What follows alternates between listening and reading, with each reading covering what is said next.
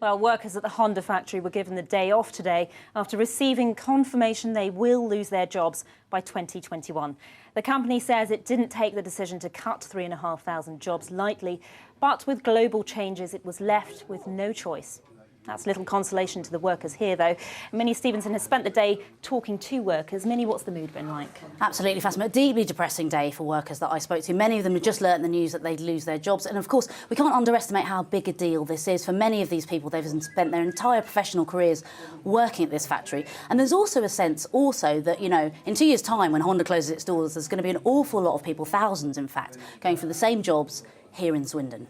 And we're hearing an awful lot about global uncertainty, this being inevitable, but actually it's come as a shock, hasn't it? Yeah, it's come as a real surprise. People I spoke to said, sure, we know that for years now the UK car industry has been declining, but it was only in autumn that Honda said, don't worry, you're safe here, this factory will remain open despite, you know, the Brexit negotiations going on in the background. So then to learn yesterday, as many workers did for the first time on social media, that they may lose their jobs, they've said to me this will go down as one of the bleakest episodes in Swindon's history. The Honda factory synonymous with Swindon. As one worker in the industrial town put it, you simply can't have one without the other. Except this morning came the news they'd expected but dreaded.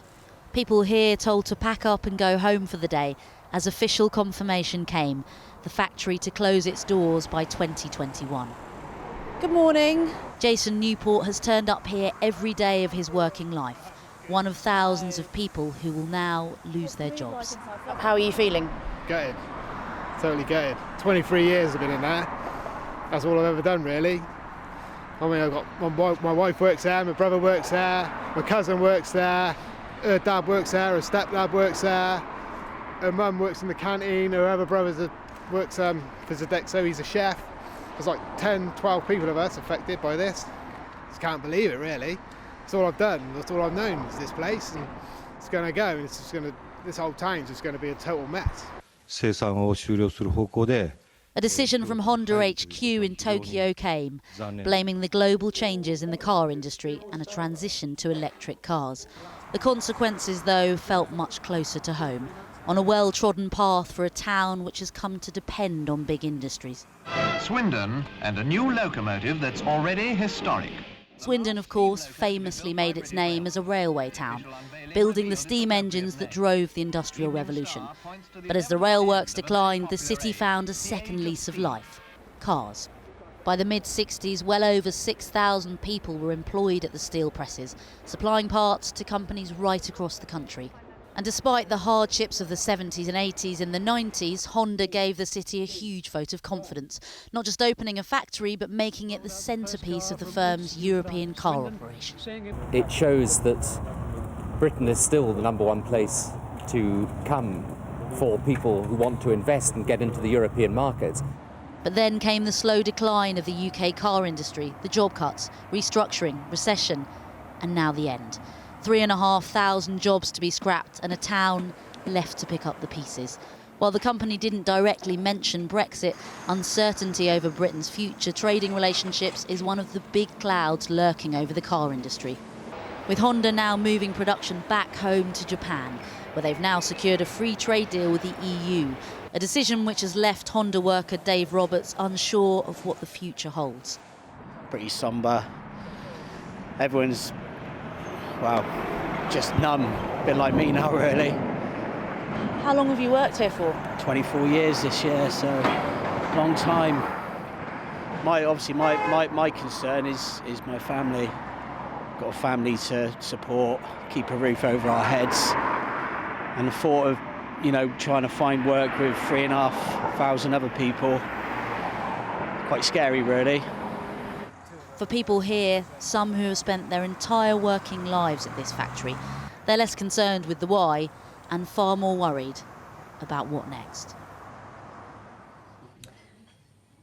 Now, Honda says its decision to end manufacturing in the UK was not linked to Brexit. Instead, it blamed the dramatic changes taking place in the car industry with the shift to electric vehicles and the growing importance of the Chinese market. But many British companies do fear a no-deal Brexit may make the UK unattractive as a manufacturing base. Here's our business editor, Siobhan Kennedy. On the day Britain's manufacturers rebranded themselves as Make UK, Honda announced, somewhat awkwardly, the UK is no longer the place it wants to make its cars. The Business Secretary Greg Clark withdrew from the conference to handle the fallout, but then reversed back in at the last minute. Now, I'm not going to pretend to an audience of manufacturers that this is anything other than a very bitter blow. He's right. Any of these business people will tell you there's no shortage of problems in British manufacturing, but the total confusion surrounding Brexit is the icing on the cake.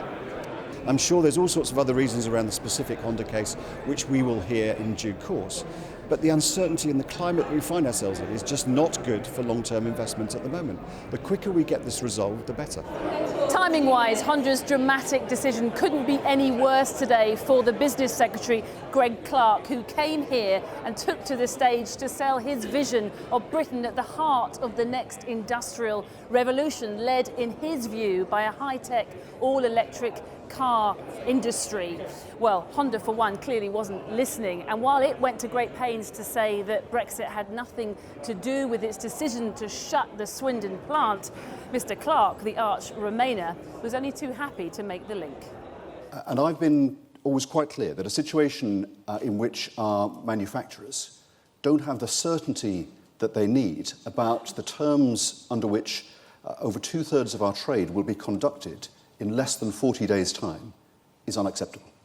It needs to be brought to a conclusion and without further delay.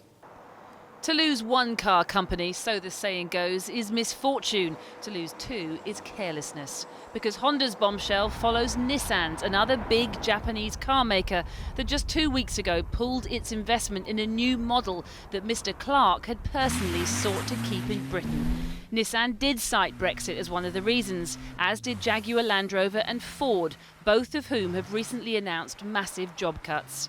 A fact not lost on the shadow business secretary, who was in the Commons today to hear Mr. Clark's second urgent statement on the British car industry in almost as many weeks.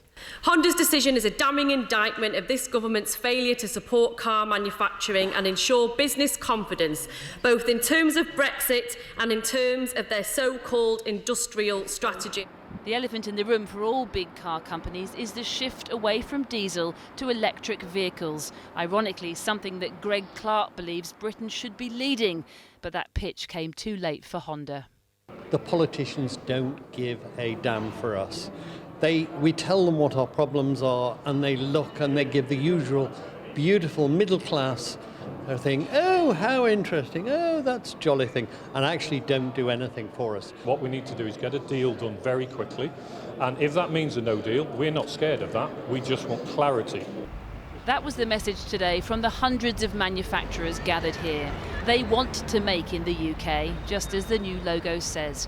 But thanks to Brexit, the majority of them are simply too nervous to invest. Well, joining me now are two employees of the Honda factory here in Swindon, Derek Chambers and Jason Newport, who you saw in our earlier report. Also with us is Ian Mean, the Director of Business West, which supports and promotes trade and industry in this region, and Christian Stadler, who's Professor of Strategic Management at Warwick Business School. Thank you for joining us, gentlemen. If I can just turn to you first, Derek and Jason. I know it's an incredibly upsetting day for you. Just tell us a little bit about how long you've worked at Honda and what today has been like. Well, I've worked there 23 years. Obviously, yesterday we found out, so everyone just gets a text message come through on their phone, Honda's shut in. I had even gone into work. And this is before the official announcement, so you're finding out through the media. Everybody found out through a text come through on their phone. Yeah, from a friend of a friend. Yeah. Passed down the line like it does, like wildfire, especially in situations like that. Nothing gets mentioned. No. You go in, so I'm sat at home, I'm waiting all night to go into work. Got about 1 hour's sleep, absolutely just sitting there racking my brain, what's going on. Getting there this morning, and unbelievably, nothing said, and we just start building cars for 2 hours. And then they have a meeting. This is going to affect your families, isn't it? Because it's not just the two of you that work at Honda. No, so my wife works there. She's been there, 17 years. Son Billy's been there, 14 years. Yeah, my wife works there. That's Derek's stepdad. Yeah. Her dad works there. My brother works there. I've got cousins work there. I've got friends I went to school with work there. Yeah. I could reel off about. Yeah, I've got two brother-in-laws work there. They've been there sort of 25 and 30 years. What's it going to do to Swindon? Devastate it, really. Yeah, it's going It's to not ruin just the place. the Honda people, it's all the supply chains. The knock-on effect, like I say, 1,200 drivers alone that supply the parts. And then You've got people that build the front end, you've got people that do the seats, you've got people that build the panels. Everything, yeah, nuts and bolts, everything. Bolts. All supplied by somebody. So you've got 3,500 there in the factory. Yeah. By the time you add everybody else up, 10, 11,000, all easy. scrambling for a job in 2 years' time. All going for the same jobs from now on, yeah. Eamon, I want to bring you in because we heard there the supply chain is going to be affected. You represent thousands of businesses in this area. How many of them are going to be impacted? Good question. We don't really know, but the estimates are locally there could be 7% of the companies in this area, and nationally 10%. That's a large amount of companies. And remember that these workers, these guys, they're skilled people. They were inherited, as your film you saw. This was the rail city. Proud workers, really skilled workers. Now, they were, for Honda, a ready-made skill set. So these people are going to find it very, very difficult to get jobs. Our job as Business West, with other chambers of commerce and other business associations and the government task force, which is going to probably have its first meeting on Thursday, is to start work immediately to help guys like this. Christian Stadler, Honda has said this has nothing to do with Brexit. Do you buy that? I don't buy it. So it's probably not the only factor. Well, for sure it's not the only factor.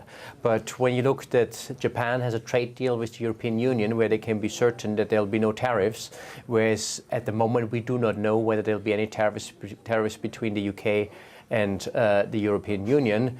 If there are, they're 10% on cars, there'll be 4% on parts. In a highly integrated industry, that's a massive cost, so it will be a factor. So it's the uncertainty? There is the uncertainty, and the reason why I think Honda is not talking about this, is politically not opportune at the moment. Why would they, say things which the government doesn't want to hear? It doesn't do them any favors, so there's no need for them to blame it on Brexit. But they're also shutting Turkey. That's not in the EU. That is true, yeah. So what's that got to do with Brexit? Nothing. Yeah. So the consolidation, sure, but Britain was for many decades the entry point to the European market. Tony Blair said it, in the little video early on. That's why what it was originally, this kind of bridge between the world and Europe. And I'm afraid we're losing some of that advantage here. Derek and Jason, the government has said it's going to do everything it can to support Honda workers and people in this community. Do you feel at all buoyed by that? Is it not really? No. Where are they going to magic these jobs up from? The area. I don't even see the Prime Minister or any. Has she said anything today? I've not heard a thing. No. I've watched the news all day. She hasn't said a thing. Yeah. Some of those politicians, the top ones, not just anybody, the Prime Minister or whoever, they need to get to Swindon. They need to come to this town and have a look at what it's going to do to this place. What it's going to do, yeah.